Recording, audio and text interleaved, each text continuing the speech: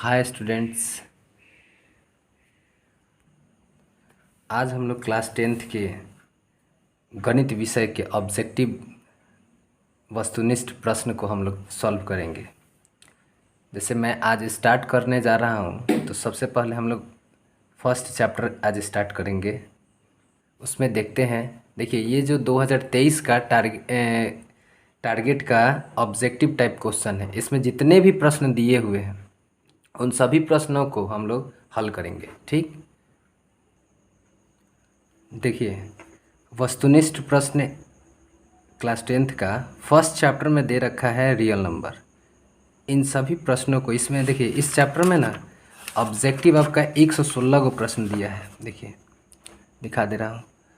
उसके बाद इन सभी प्रश्नों को हम लोग बारी बारी से हल करना स्टार्ट करेंगे। उसके पहले मैं कुछ बेसिक आप लोग को बताना चाहता हूँ, जिससे क्या होगा कि इन चैप्टर का सभी प्रश्न हम लोग आसानी से बना पाएंगे।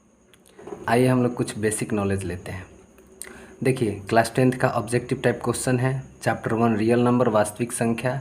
सर्वप्रथम हम लोग जानेंगे कि संख्या किसे कहते हैं। देखिए, ये सभी चीज़ें आप लोग बेसिक क्लास में पढ़े होंगे।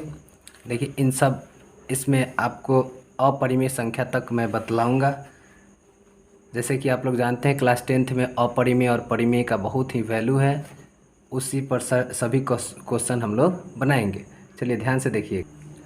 सर्वप्रथम हम लोग संख्या पढ़ेंगे। देखिए, संख्या गिनती के अंकों को संख्या कहते हैं, जैसे 1 2 3 4 5 etc। ठीक, प्राकृत संख्या प्राकृत संख्या को भी हम लोग कह सकते हैं 1 2 3, यानी गिनती के अंकों को ही प्राकृत संख्या कहते हैं। पूर्ण संख्या, प्राकृत संख्याओं के पहले शून्य लगने पर पूर्ण संख्या बनती है। फिर देखिए, सम संख्या, वे सभी संख्याएं जो 2 से पूर्णतः विभाजित होती हैं वे संख्याएं क्या कहलाती हैं? सम संख्या कहलाती है। 2 4 6 8 etc। देखिए, विषम संख्या, विषम संख्या आपका वे सभी संख्याएं जो 2 से पूर्णतः विभाजित नहीं होती है वह विषम संख्या कहलाती है, जैसे 1 3 5 7 डॉट डॉट etc। अब देखिए, इसके बाद आता है भाज्य संख्या। देखिए, मैं हाईलाइट किया हूँ, क्यों किया हूँ? क्योंकि क्लास 10th में इन सभी का, इन चारों का मतलब है कि भाज्य संख्या, अभाज्य संख्या, परिमेय संख्या, अपरिमेय संख्या, इन सभी का चर्चा हम लोग विशेष रूप से करने वाले हैं और इसी चारों संख्याओं पर पूरा बेस है। अब ध्यान समझिए। भाज्य संख्याएं, भाज्य संख्याएं वे संख्याएं भाज्य संख्याएं होती हैं जो 1 से कटे, मतलब 1 से कटे और स्वयं से कटे और इसके अलावा कोई और अंक से कटे, कोई और एक अंक से कटे, वे सभी संख्याएं भाज्य संख्या कहलाती हैं। अब देखिए, अभाज्य संख्या, अभाज्य संख्या का मतलब होता है कि वे संख्याएं जो 1 से कटे, स्वयं से कटे, लेकिन कोई और अंक से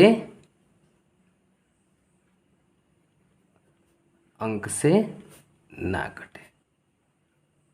समझे? जैसे मान के चलिए, इसके लिए अगर हम एग्जाम्पल लें तो इसके लिए हो सकता है आपका, देखिए, जैसे 4 है, 6 है। 4 जो है 1 से भी कटता है, खुद से भी कटता है, 2 से भी कटता है। अगर देखा जाए 6, तो 6 1 से भी कटता है, 2 से भी कटता है, 3 से भी कटता है और 6 खुद से भी कटता है। लेकिन अगर इसका एग्जाम्पल अगर हम लें तो कह सकते हैं कि अगर दो जो है 1 से कटता है और स्वयं से कटता है, और 2 को हम लोग ये भी कह सकते हैं कि सबसे छोटी अभाज्य संख्या है।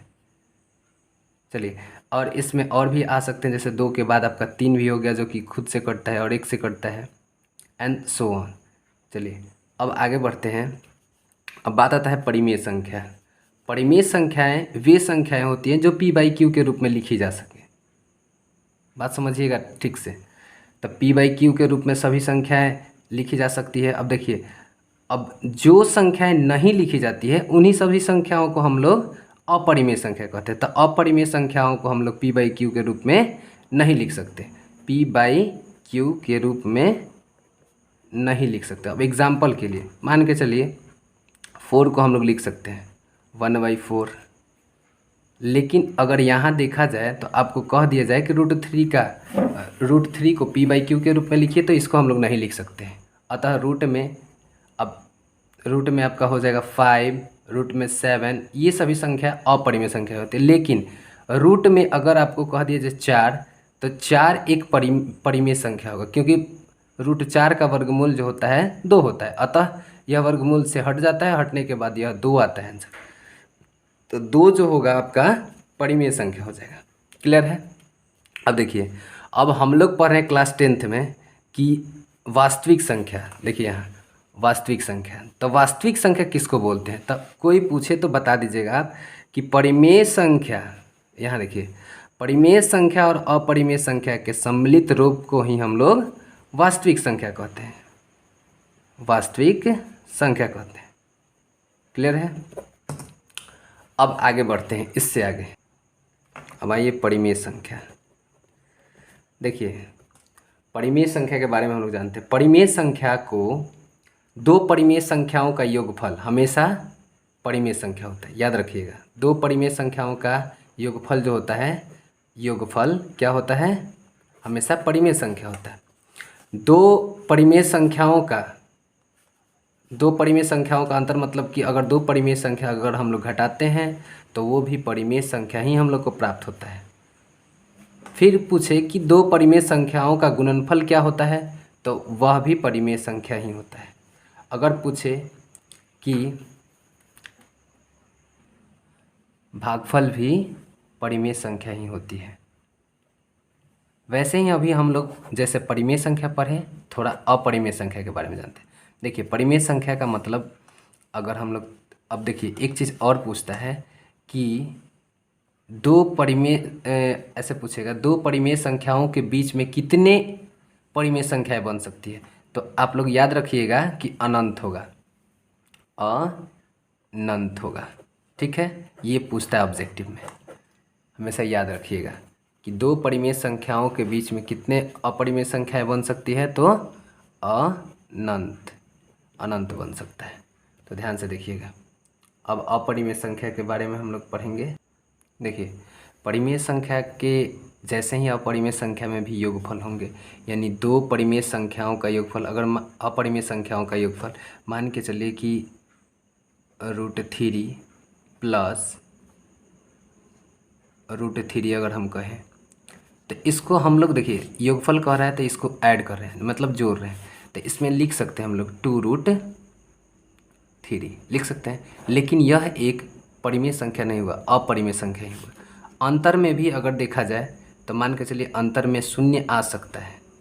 जैसे देखिए, इसका अंतर अगर हम लोग लें तो क्या आ सकता है? 0 आ सकता है, और अपरिमेय संख्या आ सकता है, कभी भी परिमेय संख्या नहीं आ सकता। फिर आगे देखिए, गुणनफल में कभी परिमेय आता है तो कभी अपरिमेय। ध्यान से सुनिएगा, कभी परिमेय संख्या भी आ सकता है, कभी अपरिमेय संख्या। फॉर एग्जांपल, अगर √3 इंटू √3 अगर हम लोग लिखे तो केवल 3 लिखते हैं, अतः यह एक परिमेय संख्या हुआ।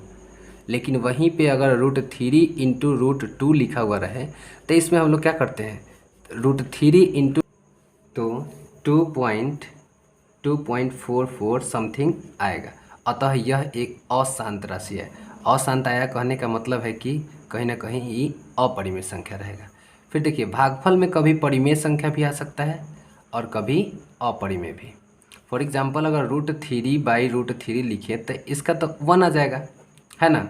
चाहे और भी संख्या को अगर हम लोग भाग लगाए तो कुछ न कुछ राशि हम लोग को ज्ञात होगा, जो कि कभी परिमेय होगा तथा कभी अपरिमेय होगा। चलिए, ये तो था परिमेय और अपरिमेय। अब हम लोग चलेंगे अपने बुक ऑब्जेक्टिव क्वेश्चन के तरफ और बारी बारी से सॉल्व करेंगे। थोड़ा सा HCF के बारे में बता देते हैं। देखिए, HCF के बारे में, यूक्लिड विभाजन परिमेयिका, इसमें देखिए एक फार्मूला होता है कि A = BQ + R। ठीक, A जो होता है उसमें भाज्य को कहा जाता है। अब देखिए, भाज्य होता है, इसको कहते हैं हम लोग भाजक, इसको बोलते हैं भागफल, है ना, और इसको बोलते हैं शेषफल। देखिए, इसका भी एक कंडीशन होता है। कंडीशन क्या होता है कि 0 से ना, या तो 0 के बराबर होगा, R जो होगा या तो 0 के बराबर होगा, या R जो होगा 0 से बड़ा होगा कभी भी, और B से क्या होगा? हमेशा छोटा होगा। ये एक कंडीशन है, यानी आर, आर का मतलब शेषफल। ध्यान से देखिएगा, समझिएगा ध्यान से। देखा जाए तो छोटी क्लासों में हम लोग पढ़े हैं कि भाज्य बराबर भाजक प्लस भागफल, भाजक गुने भागफल प्लस शेष होता है। ये चीज़ हम लोग पढ़े हैं, ठीक। अब इसमें यही फार्मूला हम लोग यूज़ करके और यूक्लिड विभाजन परिमेयिका के द्वारा हम लोग HCF प्राप्त करना सीखेंगे। फॉर एग्जांपल एक क्वेश्चन अगर हम आप लोग से बनवाए जल्दी में, तो लिख सकते हैं कि 60 का और 45 का HCF कितना होगा। तो बहुत आसानी से निकल जाएगा। देखिए इसमें जो बड़ी संख्या होती है ना, बड़ी संख्या को हम लोग लिखते हैं, उसके तरफ क्या करते हैं, ऐसे छोटी संख्या की तरफ हम लोग इसके छोटे वाले हिस्सा को ऐसे कर देते हैं, ठीक। उसके बाद बड़ी वाली संख्या बराबर छोटी वाली संख्या 45 गुने, इसमें कितना से गुना करें और कितना जोड़ दें ताकि हम लोग को कितना 60 प्राप्त हो जाए। अब देखिए, तो देखिए यहाँ इसमें हम लोग 1 प्लस यानी 45 से कम 45 है, इसमें कितना जोड़ें, तो 15 जोड़ेंगे तो हम लोग का काम हो जाएगा, यानी 60 हो जाएगा। 45 से कम 45 में 15 जोड़ेंगे तो 60 हो जाएगा। तब देखिए यहाँ पर हम क्या करते हैं, फिर बड़ी संख्या को क्या करेंगे, बाहर ले लेंगे, तो 45, यानी कि यहाँ पर देखिए भाज्य जो हो गया आपका 60 हो गया, भाजक जो हो गया क्या हो गया 45, भागफल 1, उसके बाद शेषफल 15। जब तक ये वाला हिस्सा शून्य ना हो जाए तब तक ले हम लोग इसको ऐसे ही अरेंज करते जाएंगे। देखिए फिर लगाएंगे 45 को, तो 15 को इधर रख देंगे, तो 15 का पहाड़े में 15 तियाँ 45, 3 बार में 45 आ जाता है और लास्ट में 0। अतः हम लोग का जो HCF निकल करके आया वह आया HCF बराबर 15, ठीक। अब देखिए ध्यान से, ये एक एग्जाम्पल था। इस टाइप के बहुत सारे प्रश्न हम लोग को ऑब्जेक्टिव में करने को मिलेंगे। और कुछ बातें हैं, देखिए LCM और HCF, अगर किसी दो संख्या का LCM दिया रहे फिर HCF दिया रहे तो वो दोनों संख्या के गुणनफल के बराबर होता है। ध्यान से देखिएगा, इन दोनों यानी LCM और HCF, देखिए ऐसे LCM गुने HCF equal to A into B होता है। तो ध्यान से देखिएगा, अगर हम लोग को LCM निकालना हो तो कैसे लिख सकते हैं, ये गुना में है, तो LCM निकालना हो तो LCM को इधर ही छोड़ देते हैं और क्या लिख देते हैं A into B by HCF इसके नीचे, यानी गुना में है तो भागा में चला जाएगा, तो H हो जाएगा HCF, ठीक, यानी उस संख्या का। तो यहाँ अगर A और B रखते हैं तो यहाँ भी A और B हो जाएगा। बात समझ में आया। अब देखिए HCF के लिए अगर लिखा जाए तो इसके हिसाब से हम लोग लिखे तो HCF बराबर हो जाएगा HCF इक्वल टू क्या हो जाएगा A into B by LCM A B का। क्लियर है। ये दो फार्मूला आप लोग याद रखेंगे। इन दो फार्मूला से बहुत सारे क्वेश्चन अभी सॉल्व होने वाले हैं। ध्यान से देखिए। चलिए अब हम लोग वस्तुनिष्ठ प्रश्न हल करते हैं। चैप्टर 1 का बेसिक नॉलेज हम लोगों ने ले लिया। देखिए फर्स्ट क्वेश्चन कह रहा है कि 100 अभाज्य संख्याओं का मौसा होता है। 100 अभाज्य संख्या, देखिए अभाज्य संख्या हम लोग पढ़े हैं और 100 अभाज्य बोल रहा है, तो 100 अभाज्य का मतलब आपका हो गया 100 अभाज्य का मतलब हो गया वैसा दो अभाज्य संख्या को लिखना है। जैसे मान के चलिए कि हम कोई भी दो अभाज्य संख्या ले लेते हैं। जैसे मान के चलिए ले लिए 5 ले लेते हैं, 7 ले लेते हैं। ये दोनों अभाज्य संख्या क्योंकि एक से कटेगा और स्वयं से कटेगा। तो मान के चलिए इसका अगर HCF हम लोग निकालें तो क्या हो सकता है, तो इसमें एक एक आ रहा है, अतः इसका जो HCF हो जाएगा क्या हो जाएगा 1 हो जाएगा, ठीक। तो अतः इसका आंसर जो हो जाएगा राइट आंसर हो जाएगा B, ठीक। एक का आंसर जो हो जाएगा B हो जाएगा। देखिए अब देखिए 2 नंबर क्वेश्चन क्या बोल रहा है। अभी हम लोग तुरंत अभी फार्मूला देखे थे LCM और HCF वाला। तो देखिए इसमें क्या कर रहा है, बोल रहा है कि यदि दो संख्याओं का गुणनफल यानी दो संख्या का गुणनफल दे रखा है, तो गुणनफल का मतलब क्या A इंटू बी के टाइप से दिया है, तो हम लोग लिख देंगे गुणनफल कितना हो जाएगा, तो 2166 दिया है और उनका मसद दे रखा है, तो यानी कि लसा हम लोग को निकालना है, ठीक है। तो मसद दे रखा है तो उसको हम लोग क्या करेंगे, मसद से भाग कर देंगे, है ना। तो मसद से जैसे ही आप भाग कीजिएगा तो यह 114 बार में कट जाएगा। अतः इसका आंसर जो हो जाएगा 114, ऑप्शन नंबर सी हो जाएगा। फिर समझिए, देखिए 3 नंबर प्रश्न को हल करते हैं। बोल रहा है कि यदि ए इतना और बी इतना तब लसा होगा। इसमें से बताना है कि लसा कितना होगा। तो चलिए, लसा मीन्स एलसीएम बोल रहा है निकालने के लिए। तो उसके लिए हम क्या करते हैं कि यहीं से देखिए ना, दिमाग लगाइए ना, इसमें कितना 2 का क्यू है, फिर इसमें भी 2 का क्यू, यानी कि 2 का क्यू का अगर हम लोग एक एक कॉमन लेते हैं तो कितना हो जाएगा, 2 इंटू 2 इंटू 2 हो जाएगा, और एक बच जाएगा इसके पास, तो यहाँ से एक 2 ले लिए। उसके बाद इसमें 2 5 है, तो दोनों में से एक कॉमन ले लेते हैं, तो कितना 5 बच गया। फिर 3 है, एक 3 भी हो गया। उसके बाद 7 ले लेते हैं। अब देखिए 7 लेने के बाद इसको हल करते हैं। तो 2 दूनी के 4, दूनी के 8, दूनी के 16, 16 पच्चे 80, 8 के 24, यानी 240 हो गया। और 240 होने के बाद 240 में अगर हम लोग 7 से मल्टीप्लाई करते हैं तो 7 चौक 28 के 8, हाथ में 2, और उसके बाद 7 दूना 14, 7 दूना 14, और उसके बाद 14 15 16 आ जाएगा, यानी कि इतना आ जाएगा इसका आंसर। देखिए तो इसमें से कौन सा है आंसर। चलिए, इसमें आंसर है हम लोग का डी, ऑप्शन नंबर डी बिल्कुल राइट है। उसके बाद चलिए, यदि m एक धनात्मक पूर्णांक है तो धनात्मक विषम पूर्णांक का रूप होगा। तो देखिए विषम पूर्णांक बोल रहा है, अगर m के जगह पर 1 रखते हैं, ध्यान से समझिएगा, m के जगह पर, यानी बोल रहा है फर्स्ट वाला ऑप्शन बोल रहा है कि 4m + 2। तो यहाँ पर देखिए 1 रखते हैं तो 4 1 रख देंगे तो कितना हो जाएगा, 4 1 जा 4, और उसके बाद 2 जोड़ेंगे तो 6 हो जाएगा, यानी कि सम आ जा रहा है। फिर यहाँ पे 1 रख रहे हैं तो कितना हो जाएगा, यह भी सम आएगा। फिर यहाँ पर 1 रखते हैं तो देखिए सी नंबर जो ऑप्शन है आपका 4m + 1, यह जो है 1 रखने पर, m की जगह 1 रखने पर, तो 4 × 1 + 1 कितना हो जाता है, 5 हो जाता है। 5 यानी कि 5 क्या है, एक विषम संख्या है। अतः आंसर इसका कौन सा हो जाएगा, ऑप्शन नंबर सी हो जाएगा। चलिए और आगे बढ़ते हैं, बढ़ते हुए चलते हैं। 5 नंबर बोल रहे हैं, सॉरी थोड़ा इधर उधर दिक्कत हो रहा है। चलिए 5 नंबर, निम्नलिखित में कौन सी अभाज्य संख्या। देखिए अभाज्य संख्या को हम आप लोग को बताए हैं अभाज्य संख्या के बारे में। देखिए अभाज्य संख्या कैसी संख्या है, जो एक से कटे, स्वयं से कटे और किसी अंक से ना कटे। तो देखिए यहाँ हो जाएगा आपका, इसमें से कौन सी अभाज्य संख्या है। तो देखिए 13 जो है ना, 13 एक से कटेगा और स्वयं से कटेगा और किसी अंक से नहीं कटेगा। अतः इसका आंसर जो हो जाएगा 5 का सी हो जाएगा। निम्नलिखित में कौन सा अपरिमेय संख्या है।